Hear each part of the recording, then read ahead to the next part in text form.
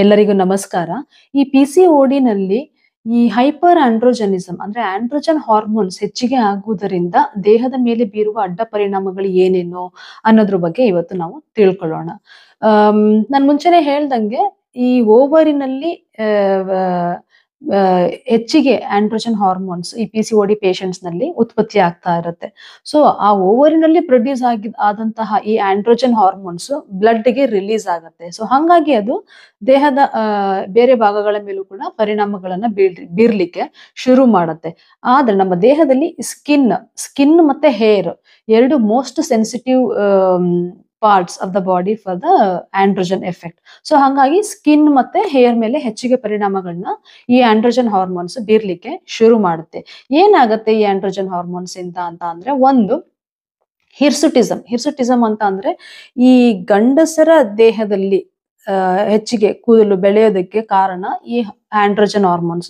ಈ androgen hormones ಯಾವಾಗ ಹೆಣ್ಣು ಮಕ್ಕಳ ದೇಹದಲ್ಲಿ ಜಾಸ್ತಿ ಆಗುತ್ತೆ, ಅದೇ ರೀತಿಯ ಒಂದು ಪರಿಣಾಮಗಳನ್ನ ಬೀರ್ಲಿಕ್ಕೆ ಶುರು ಮಾಡುತ್ತೆ. ಸೊ ಏನಾಗುತ್ತೆ ಅಂದ್ರೆ, ಈಗ ಮೀಸೆ ಬರುವ ಜಾಗದಲ್ಲಿ ಸ್ವಲ್ಪ ಹೆಚ್ಚಿಗೆ ಕೂದಲು ಬೆಳೆಯೋದು, ಗಡ್ಡ ಬರುವ ಜಾಗದಲ್ಲಿ ಸ್ವಲ್ಪ ಹೆಚ್ಚಿಗೆ ಕೂದಲು ಬೆಳೆಯೋದು, ದೇಹದ ಇತರೆ ಭಾಗಗಳಲ್ಲಿ ಈಗ ಚೆಸ್ಟ್ ಅಲ್ಲಿ, ದೇಹದ ಚೆಸ್ಟ್ ಮಧ್ಯಭಾಗದಲ್ಲಿ, ಇಲ್ಲ ಅಪ್ಪರ್ ಬ್ಯಾಕು, ಲೋವರ್ ಬ್ಯಾಕು, ಮತ್ತೆ ಥೈಸ್ ಮೇಲೆ, ಇಲ್ಲ ಲೆಗ್ಸ್ ಮೇಲೆ ಈ ಫೆರಿಮ್ಯಾನ್ ಗ್ಯಾಲ್ವೆ ಸ್ಕೋರಿಂಗ್ ಅಂತ ನಾವೇನಂತ ಕರಿತೀವಿ, ಅದ್ರ ಪ್ರಕಾರ ನಾವು ಸ್ಕೋರ್ ಕೊಡ್ತಾ ಹೋಗ್ತೀವಿ ಎಷ್ಟು ಸಿವಿಯಾರಿಟಿ ಇದೆ ಅನ್ನೋದನ್ನ ಡಿಸೈಡ್ ಮಾಡ್ಲಿಕ್ಕೆ. ಸೊ ಈ ದೇಹದ ಈ ತರ ಭಾಗಗಳಲ್ಲಿ ಹೆಚ್ಚಿಗೆ ಗಂಡಸರಿಗೆ, ಕೆಲವರಿಗಂತೂ ತುಂಬಾ ಆಂಡ್ರೋಜನ್ ಹಾರ್ಮೋನ್ಸ್ ಜಾಸ್ತಿ ಆದಾಗ ಅದೇ ರೀತಿಯಲ್ಲಿ ಎಕ್ಸೆಸಿವ್ ಹೇರ್ ಗ್ರೋತ್ ಆಗಿರೋದನ್ನು ಕೂಡ ನಾವು ನೋಡಿದೀವಿ.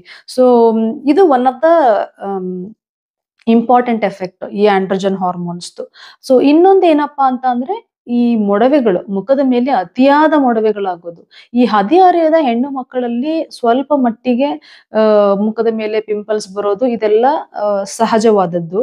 ಆದ್ರೆ ಈ PCOD ಪೇಷಂಟ್ಸ್ ನಲ್ಲಿ, ಸಿವಿಯರ್ PCOD ಇರುವಂತಹ ಪೇಷಂಟ್ಸ್ ನಲ್ಲಿ ಏನಾಗುತ್ತೆ ಅಂತ ಅಂದ್ರೆ, ಮುಖದ ಮೇಲೆ, ಕತ್ತು ಮೇಲೆ, ಮತ್ತೆ ಅಪ್ಪರ್ ಬ್ಯಾಕ್ ಎಲ್ಲಾ ಕಡೆ ಹೆಚ್ಚಿಗೆ ಪಿಂಪಲ್ಸ್ ಬರೋದಲ್ದೆ ಅದು ರೆಸಿಸ್ಟೆಂಟ್ ಇರುತ್ತೆ. ಈಗ ನೀವ್ ಯಾವ್ದೋ ಲೋಕಲ್ ಟಾಪಿಕಲ್ ಟ್ರೀಟ್ಮೆಂಟ್ ಏನೋ ತಗೋತೀರಾ, ಇಲ್ಲ ಓರಲ್ ಆಂಟಿಬಯೋಟಿಕ್ಸ್ ಏನೋ ತಗೋತೀರಾ ಸ್ಕಿನ್ ಡಾಕ್ಟರ್ ಹತ್ರ ಹೋಗಿ, ಅದ್ ಯಾವ್ದಕ್ಕೂ ರೆಸ್ಪಾಂಡ್ ಆಗೋದಿಲ್ಲ ಈ PCOD ನಲ್ಲಿರುವಂತಹ ಪಿಂಪಲ್ಸ್. ಆ ತರ ಪಿಂಪಲ್ಸ್ ಕೂಡ ಈ ಆಂಡ್ರೋಜನ್ ನಿಂದ ಆಗುವಂತಹ ಎಫೆಕ್ಟ್.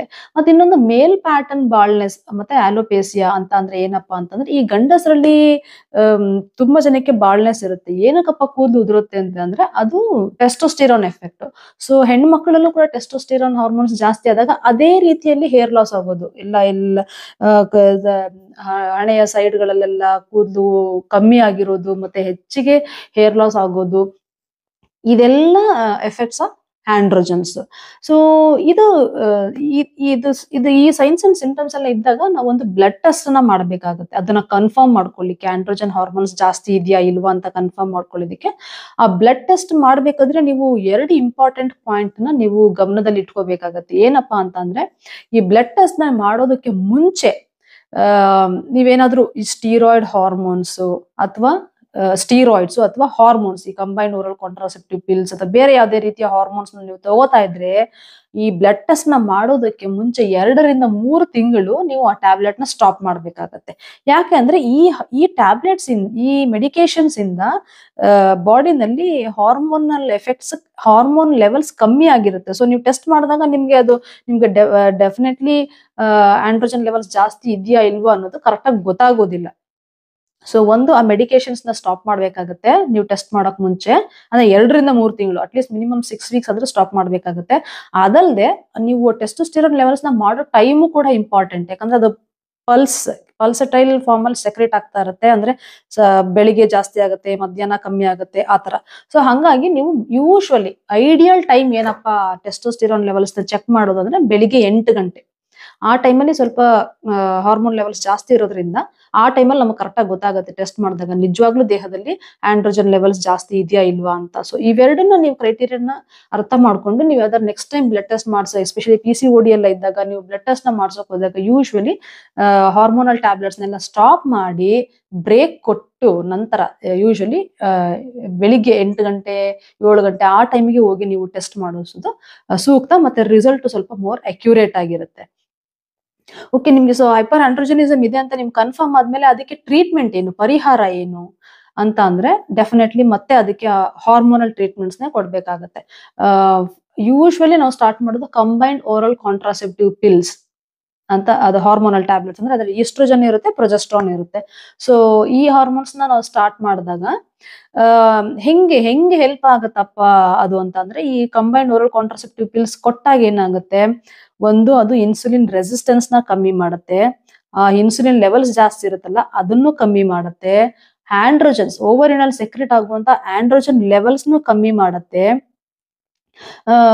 ಇನ್ಸುಲಿನ್ ಸೆನ್ಸಿಟಿವಿಟಿನು ಜಾಸ್ತಿ ಮಾಡುತ್ತೆ. ಸೊ ಆಂಡ್ರೋಜನ್ ಲೆವೆಲ್ಸ್ ನ ಅದು ಕಮ್ಮಿ ಮಾಡೋದ್ರಿಂದ ಏನಾಗುತ್ತೆ, ಆಂಡ್ರೋಜನ್ ಎಫೆಕ್ಟ್ಸ್ ಲೈಕ್ ಈ ಪಿಂಪಲ್ಸ್ ಕಮ್ಮಿ ಆಗೋದಾಗ್ಲಿ, ಮತ್ತೆ ಹಿರ್ಸುಟಿಸಮ್ ಕಮ್ಮಿ ಆಗೋದಾಗ್ಲಿ, ಇದೆಲ್ಲ ಎಫೆಕ್ಟ್ ಕಾಣ್ತಾ ಹೋಗುತ್ತೆ. ಮತ್ತೆ ಬಟ್ ಏನಂದ್ರೆ ನೀವು ಸ್ವಲ್ಪ ಅದನ್ನ ತಗೋಬೇಕಾದ್ರೆ ನೀವು ಸ್ವಲ್ಪ ತಾಳ್ಮೆಯಿಂದ ಇರ್ಬೇಕಾಗತ್ತೆ. ಯಾಕಂದ್ರೆ ನಿಮ್ಗೆ ಎಫೆಕ್ಟ್ ಬರ್ಲಿಕ್ಕೆ ನಿಮಗೆ ಮಿನಿಮಮ್ 6 months ನಿಮ್ಗೆ ಬೇಕಾಗುತ್ತೆ. ಸೊ 6 months ನೀವು ತಗೊಂಡು ಅದ 6 months ಅಲ್ಲೂ ಕೂಡ ನಿಮ್ಗೆ ಏನು ಎಫೆಕ್ಟ್ ಸಿಗ್ತಾ ಇಲ್ಲ ಅಂತ ಆದಾಗ ನಿಮ್ಮ ಡಾಕ್ಟರ್ ನಿಮ್ಗೆ ನೆಕ್ಸ್ಟ್ ಹೈಯರ್ ಲೆವೆಲ್ ಟ್ರೀಟ್ಮೆಂಟ್ ನ ಸ್ಟಾರ್ಟ್ ಮಾಡಬಹುದು. ಆಂಟಿ ಆಂಡ್ರೋಜನ್ಸ್ ಅಂದ್ರೆ ಆಂಡ್ರೋಜನ್ಸ್ ನ ಡೈರೆಕ್ಟ್ ಆಗಿ ಕಮ್ಮಿ ಮಾಡುವಂತ ಬೇರೆ ಸ್ಟ್ರಾಂಗರ್ ಮೆಡಿಕೇಶನ್ಸ್ ನ ಕೊಡ್ತಾರೆ.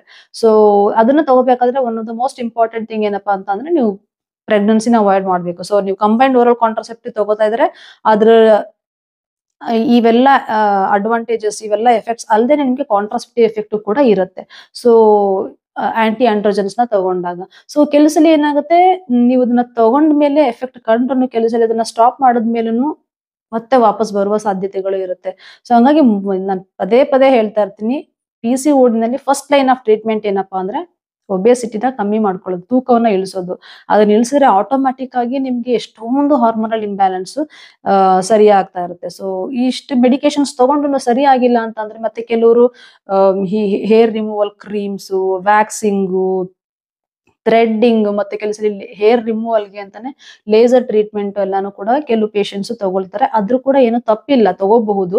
ಅಂದ್ರೆ ಅದು ಹೇರ್ ರಿಮೂವಲ್ ಹೇರ್ ನ ರೆಡ್ಯೂಸ್ ಮಾಡುತ್ತೆ ಹೊರತು ನಿಮ್ಮ ಹಾರ್ಮೋನಲ್ ಇಂಬ್ಯಾಲೆನ್ಸ್ ನ ಅದು ಸರಿ ಮಾಡೋದಿಲ್ಲ. ಸೊ ನಿಮ್ ಹಾರ್ಮೋನಲ್ ಇಂಬ್ಯಾಲೆನ್ಸ್ ನ ನೀವು ಸರಿ ಮಾಡ್ಕೋಬೇಕು ಅಂತಂದ್ರೆ ಒಂದು ಒಬೇಸಿಟಿನ ಕಮ್ಮಿ ಮಾಡ್ಕೋಬೇಕು, ತೂಕ ಇಳಿಸ್ಬೇಕು, ಮತ್ತೆ ಹಾರ್ಮೋನಲ್ ಟ್ಯಾಬ್ಲೆಟ್ಸ್ ನ ತಗೋಬೇಕಾಗತ್ತೆ. ಸೊ ಇವತ್ತಿಗೆ ಇಷ್ಟ ಸಾಕು. ಇನ್ನು ಹೆಚ್ಚಿನ ಮಾಹಿತಿನ ಮುಂದಿನ ವಿಡಿಯೋಗಳಲ್ಲಿ ತಿಳ್ಕೊಳ್ಳೋಣ. ನಮಸ್ಕಾರ, ಧನ್ಯವಾದ. ಈ ವಿಡಿಯೋಗಳು ನಿಮ್ಗೆ ಇಷ್ಟ ಆಗ್ತಾ ಇದ್ರೆ ಲೈಕ್ ಮಾಡಿ, ಕಮೆಂಟ್ ಮಾಡಿ ಮತ್ತು ಶೇರ್ ಮಾಡಿ. ಮತ್ತು ಹೆಣ್ಣು ಮಕ್ಕಳ ಆರೋಗ್ಯದ ಬಗ್ಗೆ ಇನ್ನೂ ಹೆಚ್ಚಿನ ಮಾಹಿತಿಗಾಗಿ ಈ ಚಾನೆಲ್ಗೆ ಸಬ್ಸ್ಕ್ರೈಬ್ ಮಾಡಿ ಮತ್ತು ನೋಟಿಫಿಕೇಶನ್ ಬೆಲ್ ಪ್ರೆಸ್ ಮಾಡಿ.